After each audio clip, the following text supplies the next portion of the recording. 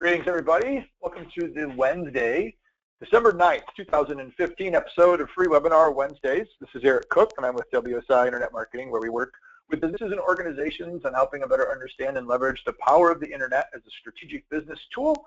You can learn more about me and WSI online at www.poweredbywsi.com. With me this week is my good friend and Free Webinar Wednesday partner, Mr. Jeff Simpkins. Jeff, say hello to everybody out there in Free Webinar Wednesday world.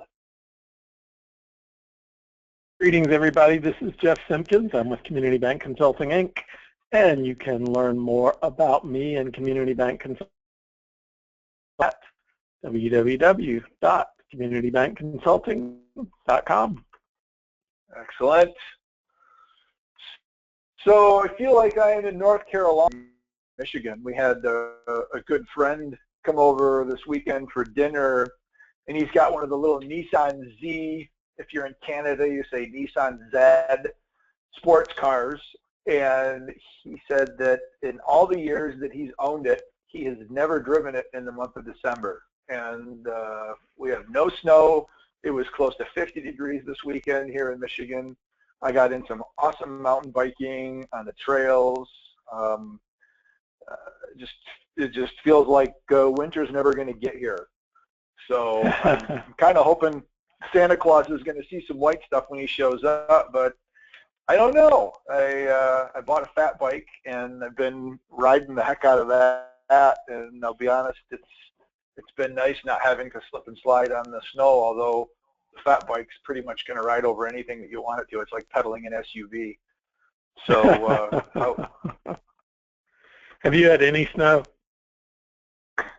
We got snow probably 3 or 4 weeks ago. We got dumped on about 10 inches. It was beautiful, and within a week it was all melted and went bye-bye. So it showed once, but then disappeared. So we're not holding our breath for snow anytime soon. Yeah, we're having a spring-like week. It's 61 degrees right now. Tomorrow it's supposed to be 64, 72 on Sunday. So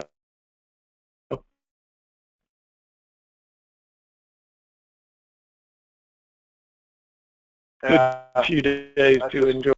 Absolutely. Well, we took the RV in and got it winterized, and kind of feel like better be prepared than on using GoToWebinar. And then after you finish, I want to mention something to our audience that may be on a well, our housekeeping items, if you are joining us for the first time, or if you're a repeat visitor and you just like hearing it again, all Free Webinar Wednesday sessions are recorded. And this is where I kind of sheepishly say, when I get webinarwednesdays.com, they're made available online. I just seem to have been like super busy lately, so my apologies. I've been slacking and getting the email notifications as well as the webinar archives up on the site. But in a perfect world, you'll find those at freewebinarwednesdays.com, so you can go back and check them out. And if you've got questions or comments during today's session, please feel free, if you're listening live, to go ahead and use the chat function, and we'll keep an eye on that. And if you've got some interactivity there, which we always love hearing from our audience, feel free to go ahead and do that. It'd be really cool. So you have a public service announcement from the folks at AT&T, do you? I do. One of the issues that I have run into a time or two, as have several other listeners, is the number that comes up first, the 514 area code number, is actually a Canadian phone number. And from my office, which Canada is a local call from, but I've been on my cell phone a couple times, which I use AT&T as my service provider, and have gotten dinged for 20 or 30 bucks for Free Webinar Wednesdays. Just a little public service announcement to any of you that use AT&T as a service provider. I learned recently that they've done some modifications to their plans. Their family share plans that have I believe it's 10 gig of data or more, you can actually add, and you have to go in and do maintenance to your account or call them, but you can actually add from the United States free calling to Canada and Mexico on a plan of, I think it's 10 gig or greater. They actually have changed their data plans. The data plan that used to include 10 gig of data is now available with 15 gigs, so 50% more data at the same price as the old 10 gig plan. Plus it allows you to add the free calling to Mexico and Canada. Another cool thing that they've done is, as part of that same package, you can actually travel to Mexico, use your United States serviced cell phone to make calls back to the United States at no additional cost, so no roaming charges or anything like that. Wow. I believe, now I'm not 100, I was just going to say I'm not 100% sure. I think they may have a similar program from Canada, but if you're interested in that, go on, and AT&T is your service provider, go on to their website and check out their service plans. But you want family share in order to take advantage of that. Actually, and I'll tell you, Eric, the way I learned about it, I've got some friends that are at a place in their life that they're able to get away for 6 months. They live in Colorado and decided they wanted to experience a non-snowy winter. So they are traveling to Mexico and just traveling around Mexico in their RV for 6 months to take a vacation from snow this year. And when they were checking out what their communication options were, they ran across this plan and let me know. The other thing is, when you are in Mexico, you get a limited amount of data as part of that plan at no additional cost as well. Interesting. Yeah, I know, and I haven't checked it recently. We're on Verizon, and it seems I've not traveled back to Canada as often. For those of you that are kind of wondering why the default dial-in number is Canadian and not U.S., because Jeff and I obviously are both here in the U.S., the GoToWebinar account that we use is actually run through my corporate account at WSI, which is a Toronto, Ontario, Canada-based organization. So the default phone number that comes up if we select Canada and the U.S. Is set to Canada. So there's really not any way for us to change that. But the folks at Citrix are a corporate partner of ours, and barring any of the little webinar gremlins that every once in a while jump up and bite us, it's been a pretty reliable source. But anyway, the Verizon plan had an option where I think you could have added it, and I had it on for a while for an additional 10 or 15 bucks a month that gave me Canada and Mexico roaming, but I've taken that off. I don't think that they've made any drastic changes like what the folks over at AT&T have done.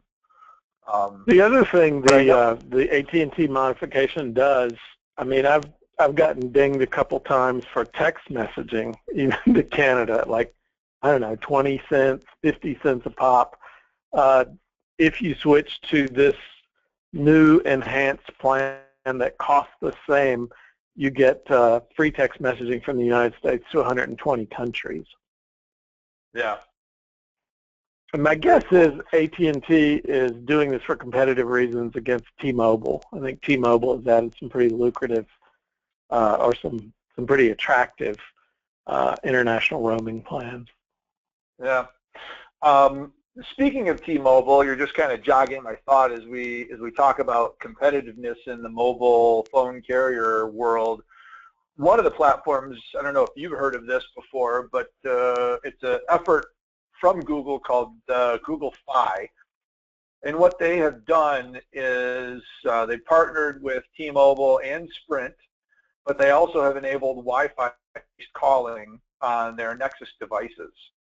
So if you're at the house, and the whole concept around this is that you can get away with a smaller plan than what you normally would, because if you're at home or if you're someplace where there's a Wi-Fi connection, you can actually use the data connection, not the cellular signal, to place your phone call, so it doesn't incur any minutes. And then when you leave your house or you leave the office, it has a seamless handoff within it, so when you jump off of a Wi-Fi network, it'll grab whichever signal is strongest, whether that be a Sprint or a T-Mobile signal. And, you know, there have been a number of reviews that I've read. I'm a big fan of This Week in Google, part of the TWIT, This Week in Technology, the TWIT network, which has got some really great podcasts.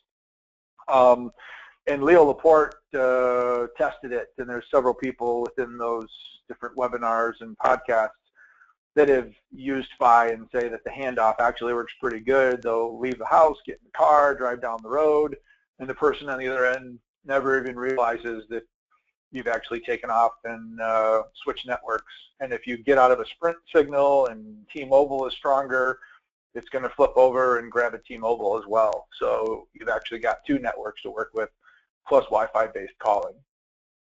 So the one caveat, and I know, Jeff, you're I don't know if you still actively use it, but Google Voice, back in the day it was known as Grand Central, but the Google Voice number, the one thing that I have heard is Fi will give you the opportunity to port your Google Voice number over. I've heard if you have a Google Voice number, don't do that. Get a different number, because when you port your number over to the Fi, you lose several of the call features that are included with Google Voice, and there's no way to get them back. So if there is folks listening that have a Google Voice number, certainly it'll give you the option. You'll think, wow, that's a really cool idea. It's Google. I'll swing everything over. Don't, because the folks that have done it have regretted it, unfortunately. So, but it's interesting you mentioned T-Mobile. You know, T-Mobile and Sprint seem to be the laggards in this area. So with Google now kind of using both of them and Wi-Fi, I don't know if that gives them a huge competitive advantage to the Verizons and the AT&Ts, but the Wi-Fi calling is saving people a good deal of money on their bill. Kind of cool. So it is, as you can see, it's invite only right now, so you do have to request an invite, and it does require a Nexus-based device. But if you're interested, hop over to fi.google.com and check it out. So I read a service that, I don't remember if Greg McPherson is who introduced us to this, but a service I used for what I think you have used, and I've referred other people to that really love it, is Mailbox, which is owned by Dropbox, is going away in February. Oh, is it really? It is. Yeah, they sunset it, and I think they've set an end date of like February 6th or something like that. I never used it. I know Mailbox had an option. I know Google's Inbox is a different way of also looking at your Gmail. Organizes things a little differently, which is what I think Mailbox was also trying to do. But yeah, Dropbox also made the announcement that their photo management app, which is called Carousel, I've used that since it came out. You can, if you're a Dropbox user, and I have a paid account with Dropbox, any of the photos that you take on your mobile device, you can tell Dropbox to synchronize those. And for a while, it actually made those photos available through a separate app called Carousel, which I thought was kind of cool because you could create different portfolios and folders. It gave you a really nice kind of drag and slide timeline. So if you know, I needed to find a picture last year when I was in Madison at the Graduate School of Banking, and I knew I was there last August, I could just grab the timeline and go to August of 2014, and there were all my pictures from my time at GSB. And so I got an email from Dropbox saying that they are sunsetting the Carousel program and going to be incorporating some of the features of Carousel into the native Dropbox photo folder, photo feature. But it's kind of interesting, and I don't know if we'll see the same trend with Facebook or some of the others, but a lot of the big, I guess, Web 2.0, 3.0 companies started unbundling their apps about a year, 2 years ago. You saw Facebook roll off Messenger, Pages Manager. They've got a different photo sharing app with friends. LinkedIn created Connected and Pulse. So they splintered all these different apps into different standalone apps, and now we're starting to see people kind of bring these apps back underneath one centralized app because maybe they're realizing that we're at a point of app saturation and we just don't want any more apps. Give me one app that does what I need to do and let me navigate within it to get what I need to get. So it'll be interesting to see what's going on there. Let me see if I can pull up the Dropbox. Google does a pretty good job of introducing apps for specific purposes and then bringing them all together under their suite that many of us use as Google Apps for Business. Some just use as regular Gmail with the add-ons. But an example I'll give is I like Google Photo. Is just an amazing mobile app. I use it on the iPhone. I suspect you use it on the Android. Yes. Does some really cool things. Automatically creates movies from groups of shots and other things like that. And you have the option of bringing all of that stuff into Drive, which I've done. And I really like the way it gives you an app for a specific purpose. It does a really good job in the app for that purpose, yet it can incorporate it under sort of a single tree of all of their products in a place that you can access online. Yeah. Well, at the risk of just pulling up in a separate little note here, you mentioned Google. If you're not using Photos, they provide a free version that you can get. And of course, if you're using Google Plus, it comes along with it. But the cool part about Google Photos is the intelligence that's built within it from a search perspective. So I'm just going to do a quick search. Yeah, of course they didn't come up. Oops, I spelled your name wrong. Let me see if it finds anything. Nope, it doesn't. All right, so if I go into my Google Photos and I do a search for dog, it gives me a quick way where Google is recognizing and tagging photos. You can see here's Lily chilling out on some pillows on the floor. That's my brother's dog, which is a completely different breed in a completely different house. There's some sheep that it thinks is a dog, which is kind of funny. You mentioned, and I'll kind of give it a second to hang out here, you mentioned the ability for Google Photos to create different sorts of things for you. This is an animated GIF image that was created. I took a series of photos of Lily and Ryder enjoying some pup cups from Starbucks. And it took all of these pictures and stitched them together as an animated GIF. And you can see it's got the little sparklies up here that give you the indication that it's created something for you. So, I don't know, Jeff, are the dogs licking their pup cups coming across on the webinar?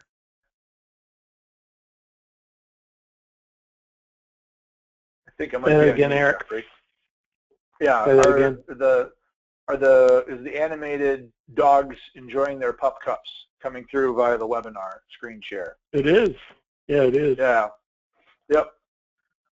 So one thing I'll tell you is I have about 20,000 pictures in my photo library.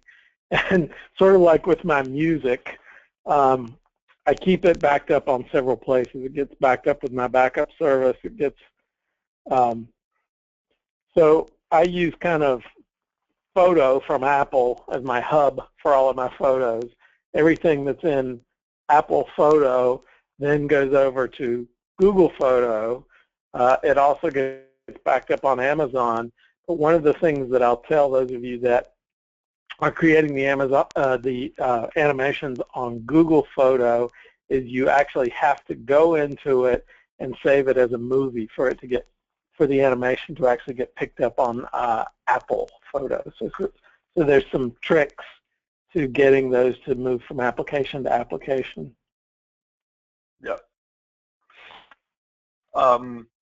It also will recognize either based off a geotag that's associated with the photo, or it can look for recognizable landmarks, which is kind of cool. That is really fascinating. Yeah, some of these are legitimately from Paris. This is Las Vegas. I've scanned family photos and had it identify the place that the photo was taken when it was a scan of a paper photo. Yeah. It's not perfect by any means. The other thing that it will do is it's not 100% on face recognition. Yeah, I'm not exactly sure when I pick bicycles, it pulls up pictures of my dog, unless I took pictures of biking while I was on the same day. There's my after bike pizza, so I guess that's legitimate. So it looks like it's by no means perfect, but it does have some pretty cool capabilities to it, which are kind of neat. So yeah. Well, one of the things that I wanted to share during today's call, and it's not that I'm opposed to Apple. I've got a MacBook Pro. Actually, I've had a couple of them over the years. I've not switched to an iPhone or an iPad. I've got Android devices. Although I had an experience with Apple, and I know everybody talks about them having good customer support, I had an experience with Apple that I wanted to share because I thought it was worth repeating, and in my opinion, they really went above and beyond, and I'll abbreviate this as best I can, but I recently had a situation where my computer, the U and the Y and the I and the O keys stopped working, and I called Apple Care, and I will caveat this by saying this is a 2011 MacBook Pro that I upgraded the hard drive to a solid-state hard drive, so it's not even the original hard drive on it anymore. It's at least a year, if not 2 years, out of Apple Care, because I think Apple Care only lasts for 3 years. But despite the fact that I'm out of Apple Care, I called, they took care of me, spent about a half an hour on the phone, tried troubleshooting it, and unfortunately couldn't figure out a way to fix it with screen sharing and software, little keystrokes. So they suggested I took it into the Apple store, and the closest one for me is over in Ann Arbor. So I had to be up north. My wife took it in to depot it. Now, where the story kind of goes off the rails a little bit is, unfortunately, the gentleman that helped her with the check-in of the laptop, I will not go into details, but suffice to say, it was a less than desirable experience for my wife. She was treated rudely, and the guy must have just been having a really bad day, but totally uncharacteristic of Apple. But my wife was really upset, and they reached out to me afterwards just to see how the visit went, and I shared my opinion. They were shocked and asked if they could escalate it to a manager, and I said absolutely, I'd appreciate that actually. And the laptop arrived yesterday, and when it got here, I found out that it had the hard drive swapped back to a 500 gigabyte hard drive, and they included the 1 terabyte drive that I had upgraded to, but in the notes it said that the hard drive was unrecoverable, which seemed very strange because it was working fine other than the keys not working. And they swapped out a bunch of memory and put a new keyboard on it and put a new chassis around. I mean, basically they sent me a brand new 2011 laptop. But the fact that I had purposely upgraded to the 1 terabyte caused me concern, because if I go restoring all of my data, I'm going to run out of space. So I called them back, shared my experience. They looked in the notes, explained that really was policy, but they were very concerned about the way that my wife was treated. And the Apple technician that I spoke with said, I really can't do anything more on your hard drive. I suggest getting in touch with the store. Maybe they would be able to help you. Without me having to call the store manager of the business department reached out to me, read all the notes, and said, we feel really bad. I think it must have been a reoccurring issue, so I don't know if the gentleman that waited on my wife is even still there. And there's a lot of different ways that they could have taken care of this and made me happy, But they blew me away and said, if you bring your computer back to us, we'll give you a new 2015 15-inch MacBook with a terabyte hard drive, twice the RAM that is included because it has more RAM capacity now. I was shocked. I wasn't surprised because I've heard of Apple doing amazing things like that, where people have taken in their phone or they've taken in a computer where the Ethernet port's broke and they're like, you know, why don't we just get you a new laptop, you'll be all set. But I never expected that to happen to me. And I'm telling this story, one, because I want to spread the word and reinforce the fact that, holy crap, I can't believe how well they took care of me. But also, Jeff, I will tell you, if there is a time for them to sell me an iPhone, it's right now.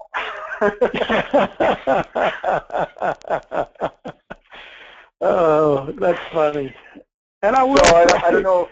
Yeah, I don't know if I was listening to this or not, but holy smokes, that was amazing. So that new feature that you actually press hard on the iPhone screen, when I heard about it, I thought that's lame, but I have to admit I've gone in the Apple Store and played with it a few times, and it seems pretty cool. Yeah, yeah.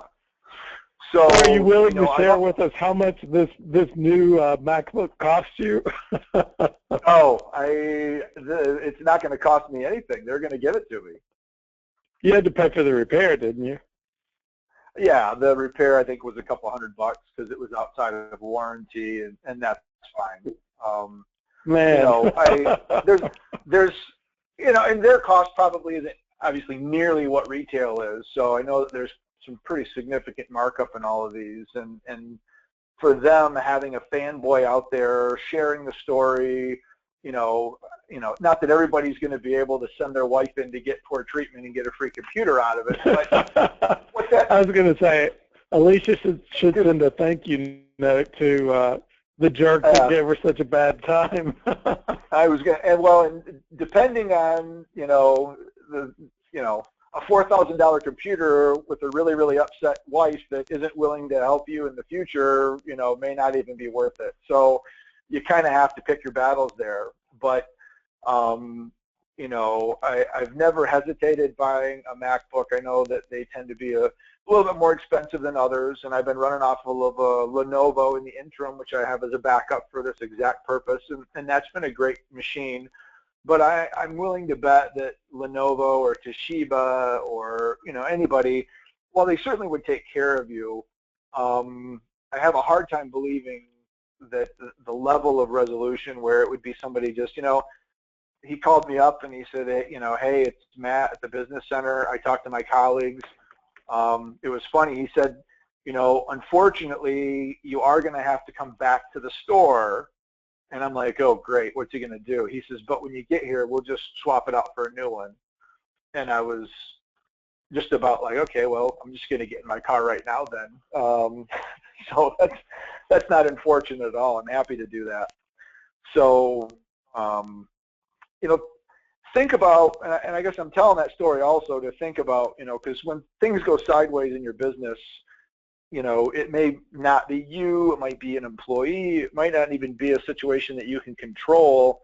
The short-term loss of going above and beyond and fixing a problem versus the long-term gain of taking somebody that's been wronged and turning them into a raving fan, I think, that's what Apple has done here, and they've done that several times in the past. And I've heard that. I told the story to a friend of mine, and he's like, yeah, they did that for a buddy that had something minor and they couldn't fix it. And I had a friend of mine stop by on the way back from the airport to have a phone looked at, and his wife had an issue, and they just gave her a new phone. No questions asked, no guilt. It has to be legitimate. But I just thought that was really cool, and I wanted to publicly give Apple some kudos for stepping up to the plate and taking care of things. And who knows, Jeff, you might be seeing me with an iPhone in my hand in the very near future, which I'm sure would be an even better feather in the cap of the Apple folks after today. I don't think Greg McPherson would believe it if you got an iPhone. He would be the first person I would call on it, probably. So Yeah, So I had a we'll good see. Apple story this week that's not nearly as good as yours, but it's also reinforcement that, overall they have their challenges, but I think for the most part they really do an outstanding job with customer service. I had originally set up my subscription to Apple Music for a family plan. It was $15 a month, and just ended up not using it. I tried to set up the family plan features, and there were some things about it I didn't like. And I couldn't figure out how to switch back to an individual plan. So the difference of $10 worth versus $15. And a couple months passed, and finally this week I had a few minutes, and I thought, okay, I'll just chat with Apple support, and immediately got connected with somebody, told them what I was trying to do. The guy actually switched it for me. He said, you're going to be charged. Is that okay? And I said, well, it's fine, but if you can give me a month free, that would be even better. And he came back a few minutes later and was more generous than giving me a month free. So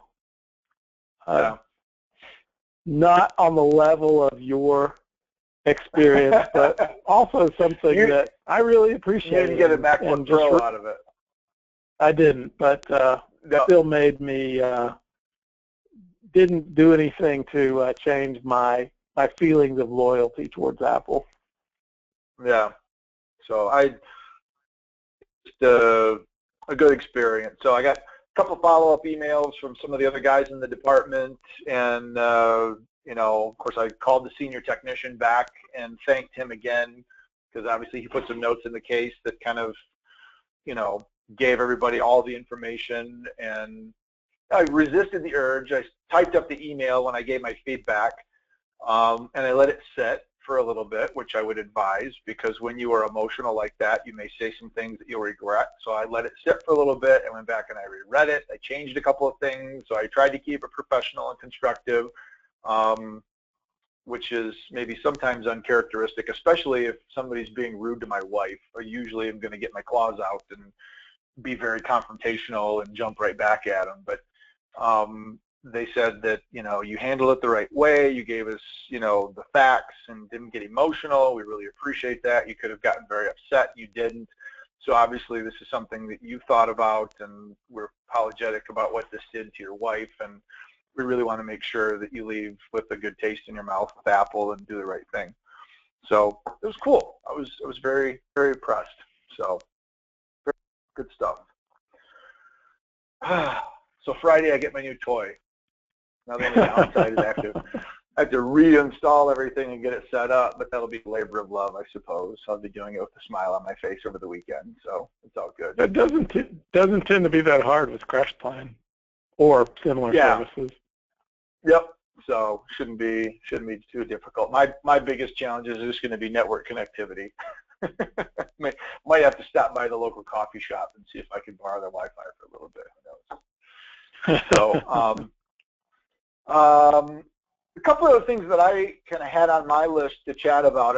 I know we've already scratched the surface a little bit on Google, but there were a few things recently with Google that I also wanted to mention. One of those happens to be particularly in the banking industry.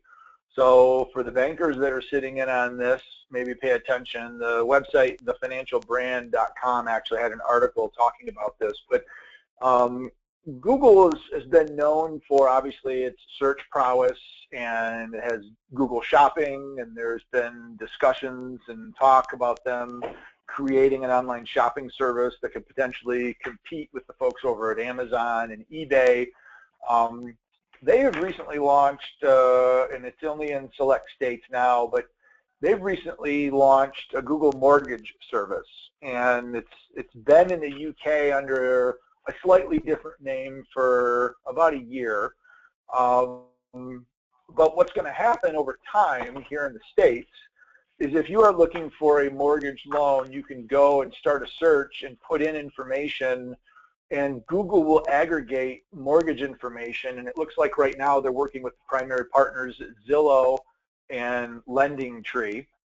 But if you are a financial institution, you also, I think, have the ability to request a direct connection with them. I don't know if there's any sort of mortgage volume size or bank size that you have to meet in order to do that.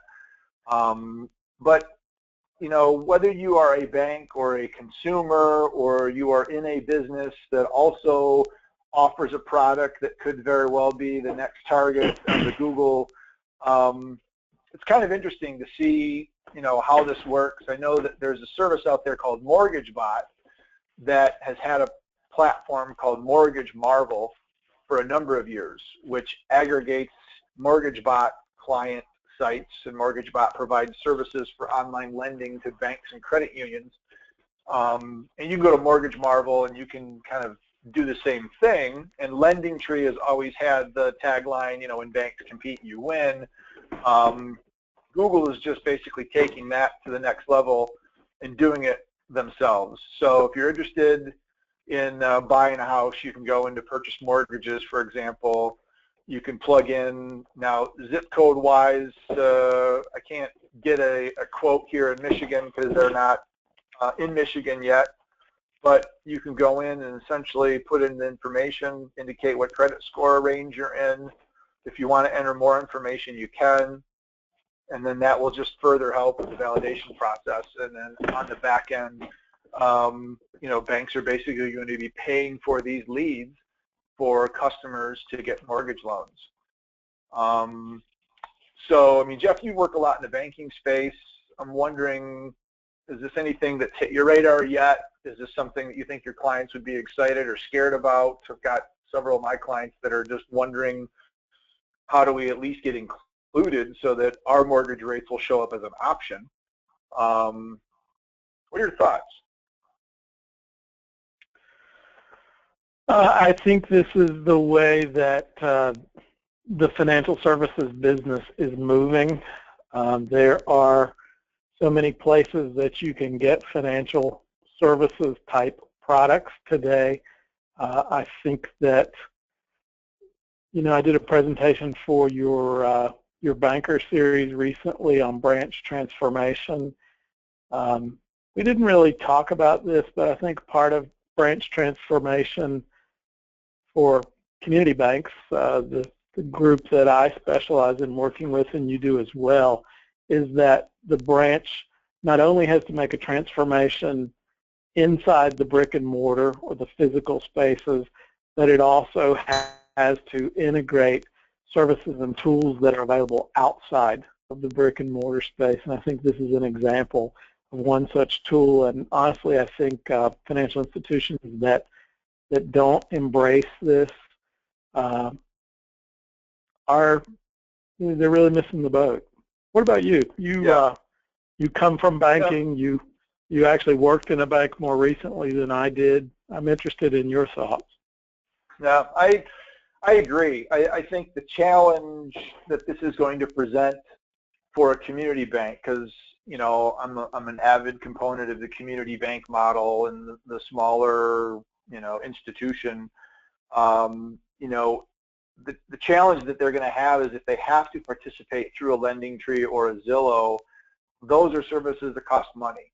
And if they're going to set up through those services and it's going to cost them money to participate, and then they're going to have to pay a referral fee when they get a loan application, that's going to cut into profitability for the bank. And it may be one of those necessary evils that you either do it and accept the fact that you're going to get 80% of the revenue that you would have normally gotten, or you don't get any of it. But it's becoming more and more of a challenge for, I think, the smaller community banks and credit unions to be able to maintain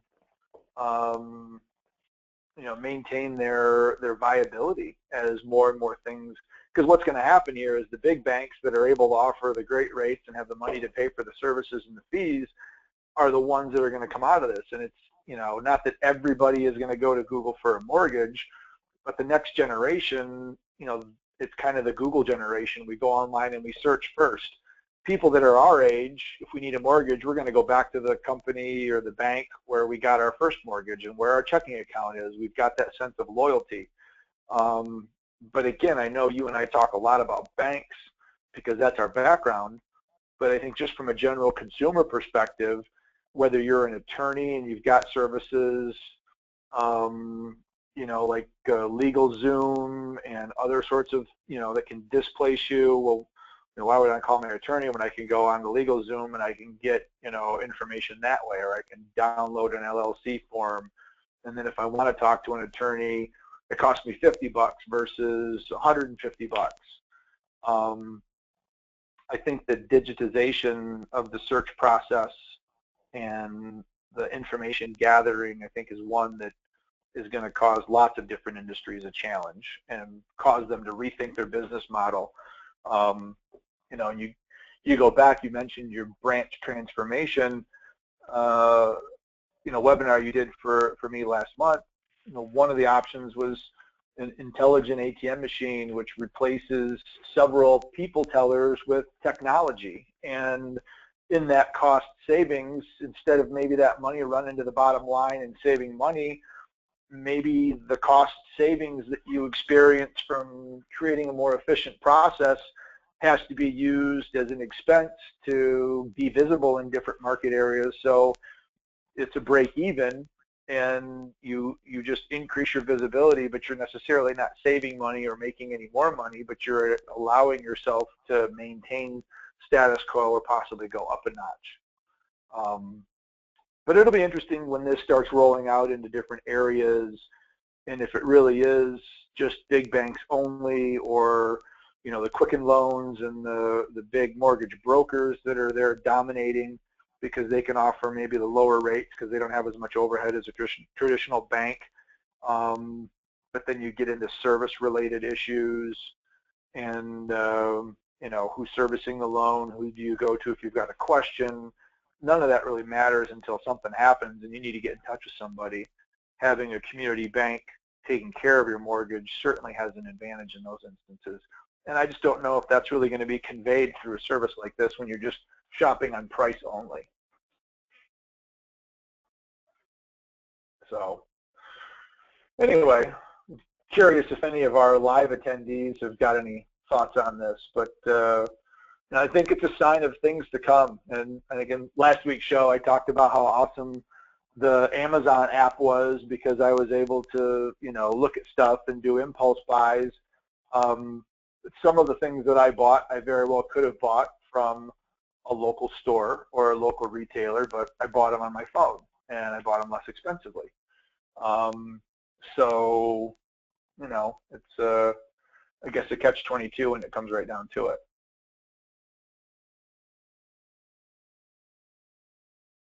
Other thoughts on this before we kind of move on to the next item? Let's go to your next tab. Yeah. The other element, and I caught this in a couple of the podcasts that I listen to. A lot of times if I'm on a flight or if I'm out for a run or taking the dogs for a walk, I know This Week in Google is one of the networks that I go to, and I like listening to their stuff. There's been a lot of talk about the Google Plus and Google's social network, and they've made some changes. They removed some things, and so I've held off on going through the Plus, hey, what's new process until we're on Free Webinar Wednesday. So I'm trusting that it's not going to review any confidential information here. I don't think that it will. And if it does, I'll just edit it later.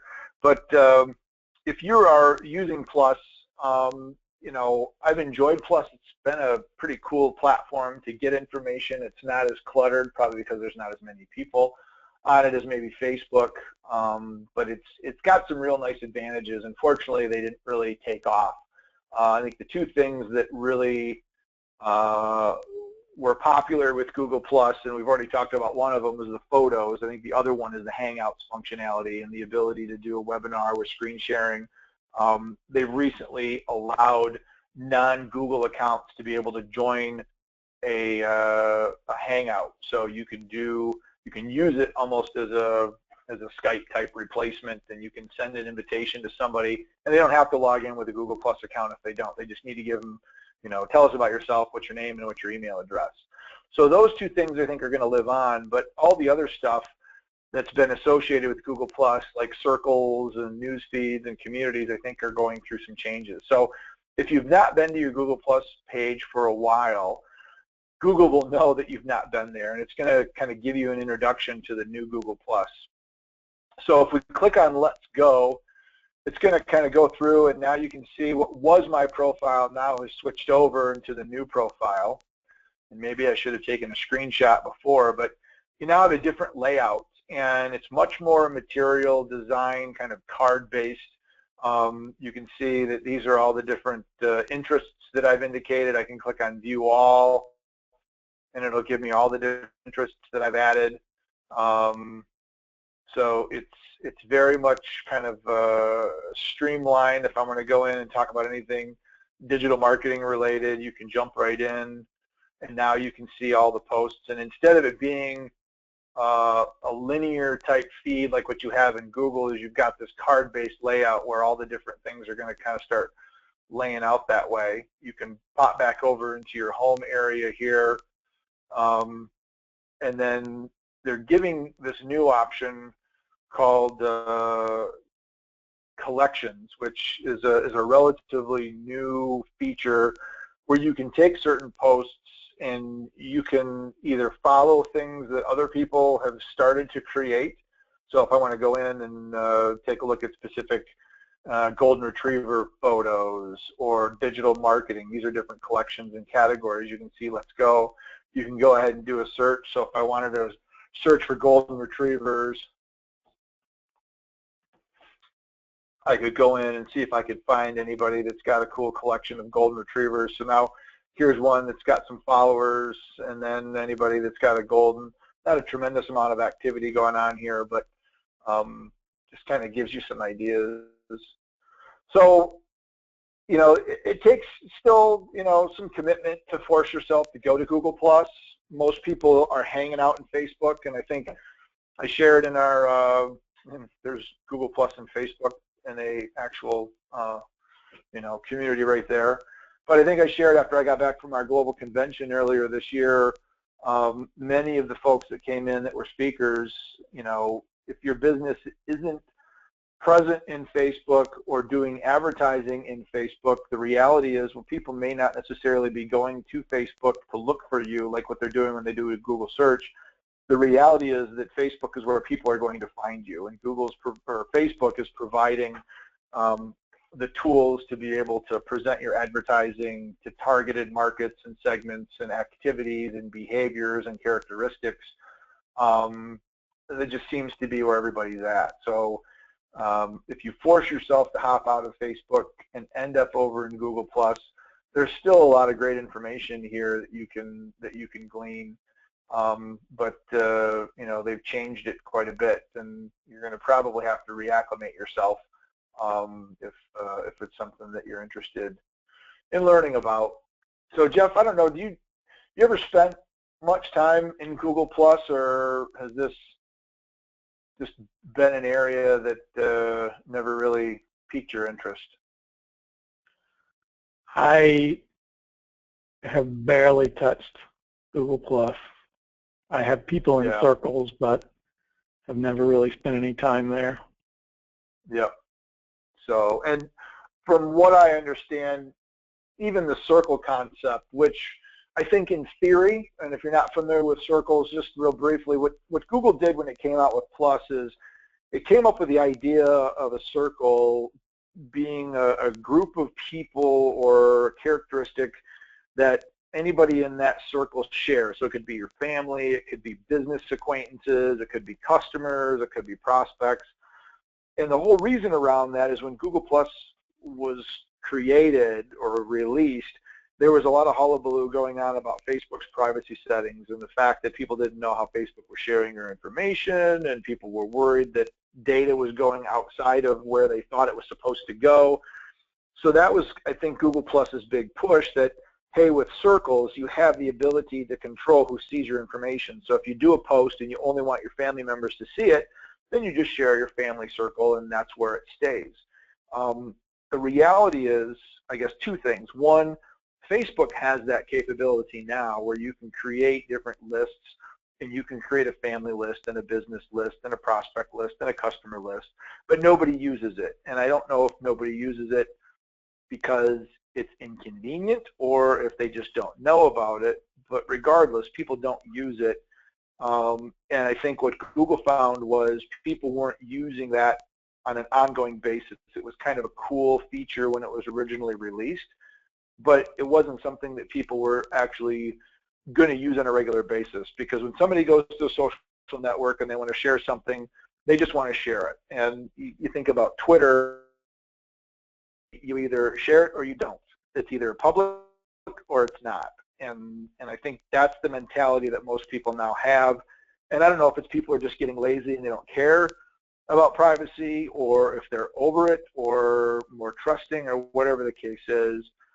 But I just get the impression from Google and what I've read and heard that they just didn't think that it was worth the effort to continue. So I think at some point, there's still the way where you can go ahead and create an option. So you can see right here, I can go ahead and post it, but you don't really see where you've got the ability to okay, you've got this public now, and then you have to see more, and then when you go down into see more, then you are going to be presented with all the different circles. And so, I can restrict that to only my company directory. I can share it with a post.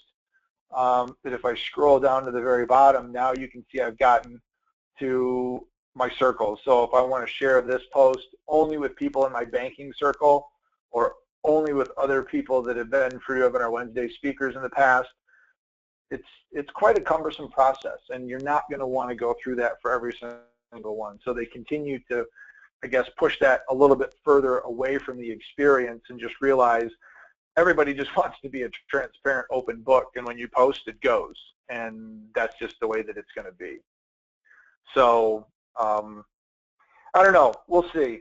How much longer Google Plus hangs on. I'm glad that they splintered off the photos, and I'm glad they splintered off Hangouts. You can see that those no longer show up over here as part of the navigational components of Google Plus. They're now standalone. So those, I think, will continue to survive regardless of what happens with Google Plus. And it's already pretty apparent. Jeff and I are big fans of Google Photos. So anyway, something, food for thought. I guess the only other thing, started getting a couple more questions on that I'll mention. If you've not done so yet, you can go to Google My Business, and this is where you can go out, and Tom Petty, not the heartbreaker, but the digital marketer from California, has been on the show a couple of times in the past, and we've talked about sometimes the changes that Google has with regards to claiming your page, but making sure that your business is present. And I think one of the things that will, I think, be a powerful component, even if you're not using Google+, but if your customers have a Google account, they're logged into Gmail or something along those lines, there are ways to leverage Google+, Google Search, Google for Mobile, Google Maps, and while showing up in just generic organic search, if it's somebody that's been to your site in the past and they've been logged in with any of the many different Google applications, that increases the likelihood that you and your business will be presented to them in the future. And, if you're a business, you probably really don't care how you're presented, but just the fact that you are presented when somebody's doing a search, you don't necessarily need to know that the reason that you showed up is because you've been previously exposed to the brand and you're logged in as Gmail and it knows the attorney's office or the pizza shop. All that you care about is that the customer or the potential customer sees your name, clicks on your listing, and contacts you because they want to buy whatever it is that you're selling. So the process is pretty easy to go through. You can just go to this Google My Business and click on Get on Google, walk through the process. Of course, this is a service we provide. So if you need help, we can certainly assist with that. But I don't think it's one that, quite honestly, if you've got some time, sit down, kind of walk through, it's one that I think is time well spent. So if you've not done this yet, I encourage you to go get your Google My Business page set up and get that taken care of.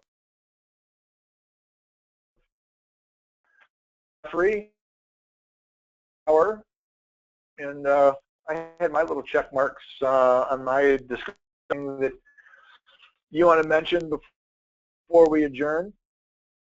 I'm good. You're good.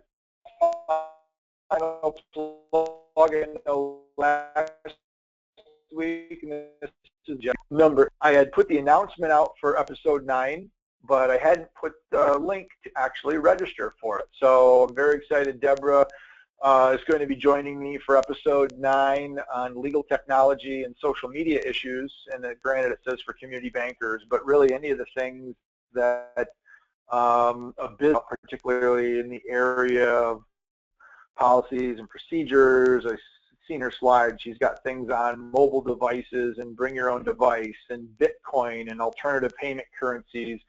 Android Pay is starting to make a big push now in the TV commercials with Visa talking about ways to use your Android device in addition to Apple Pay.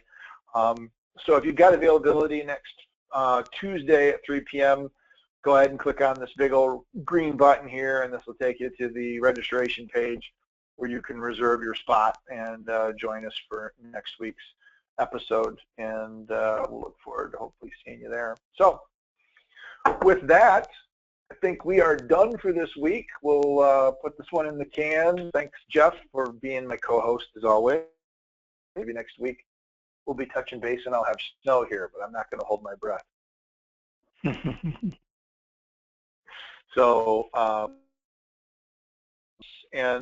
we'll go ahead and get this recording and the one from last week onto freewebinarwednesdays.com here shortly, and we'll look forward to seeing you next week and every week here at freewebinarwednesdays.com. Until then, have a good week, everyone. Bye-bye.